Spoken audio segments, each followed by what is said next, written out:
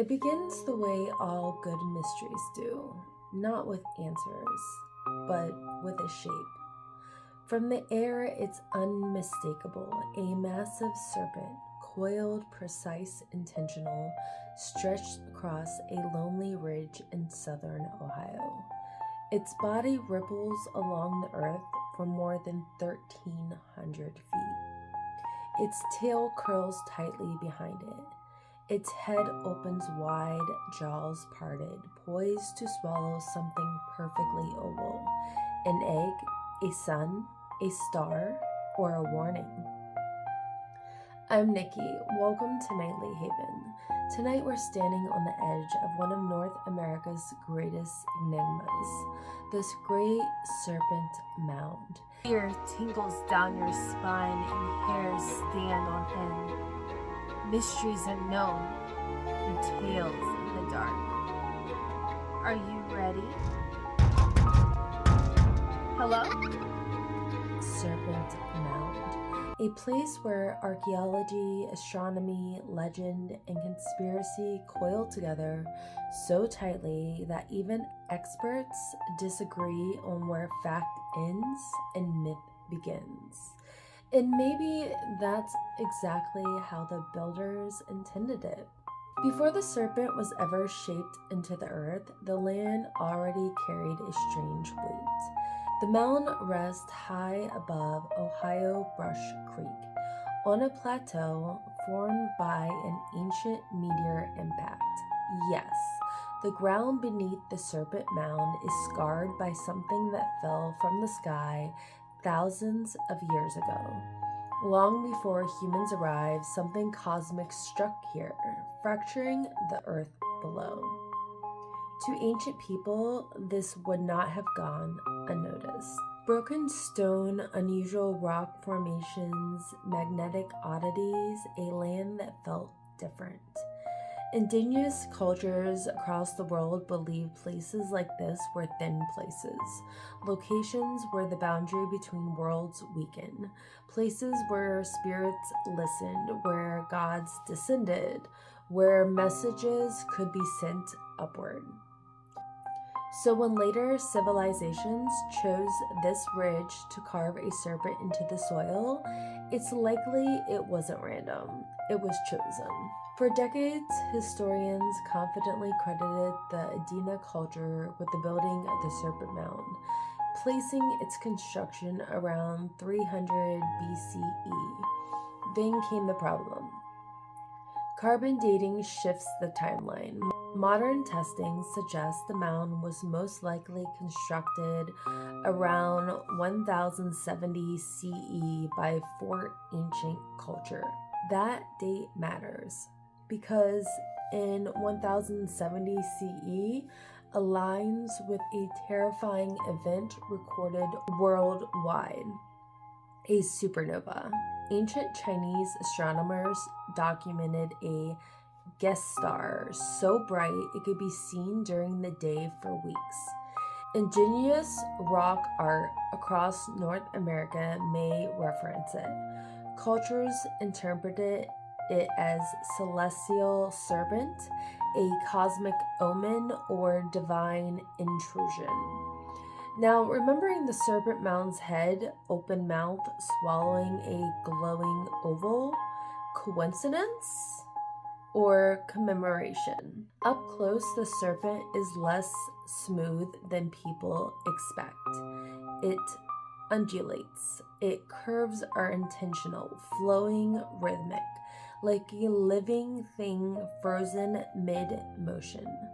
There are no burial chambers inside it, no bodies, no treasure. That alone sets it apart. This was not a tomb, it was a message. The serpent's head aligns precisely with the summer solstice sunset. On that longest day of the year, the sun sinks directly into the serpent's mouth. On the winter solstice, lunar standstills, and equinoxes, other points along the body align with the moon and the stars. This wasn't just art, it was a calendar, a ceremony site, a sky clock carved into the earth itself. And here is the unsettling part. To build something this precise without modern tools requires advanced knowledge passed down orally, protected, and sacred. Knowledge someone wanted to preserve. The serpent isn't unique to Ohio, it slithers through human history.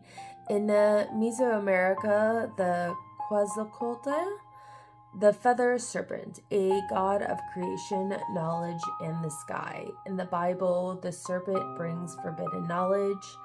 In Norse mythology, the Dromedara encircles the world. In Aboriginal Australia lore, the rainbow serpent shapes the land itself.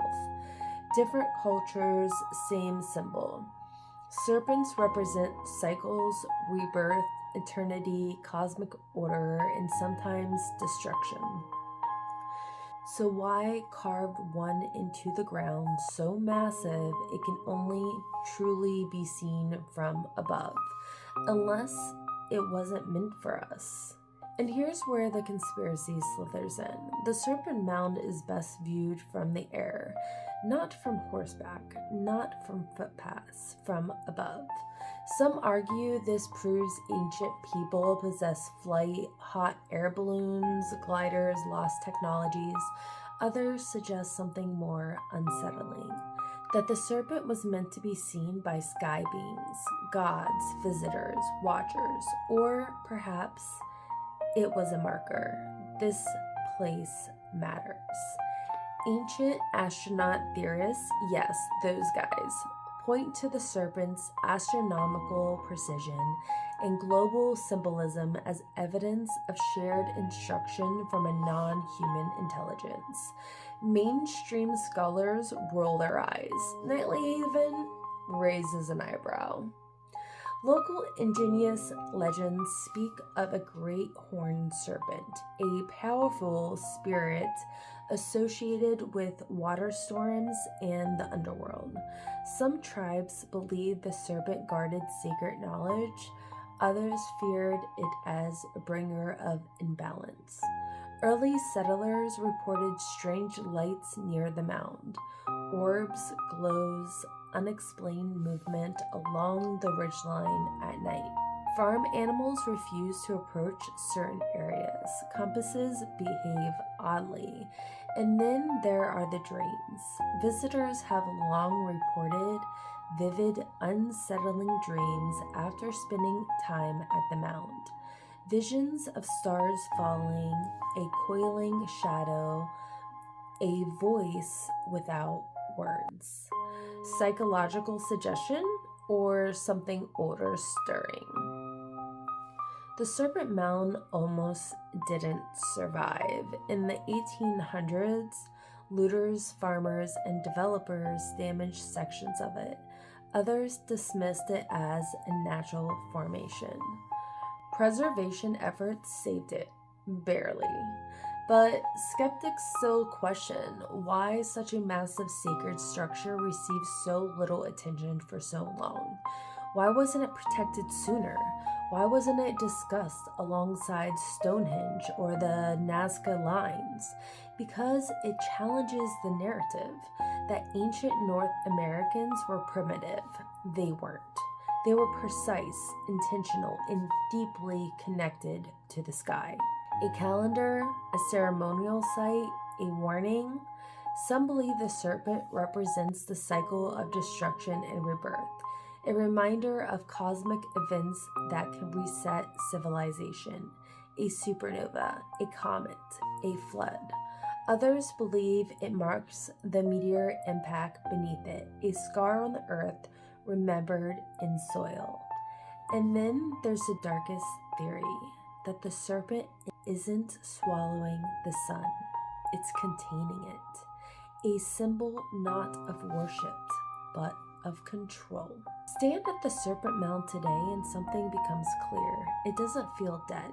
The air is heavier, the silence sharper. You feel watched, not in fear, but in awareness, as if the land remembers being shaped, as if the serpent is only sleeping. The Great Serpent Mound doesn't ask to be understood, it asks to be remembered.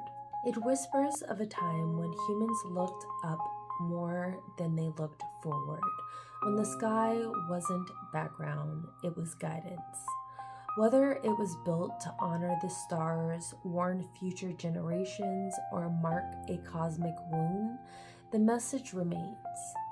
We were never alone, or as ignorant as we've been told. And somewhere in southern Ohio, the serpent still waits. Until next time, welcome back to Nightly Haven. Good night, guys. Bye.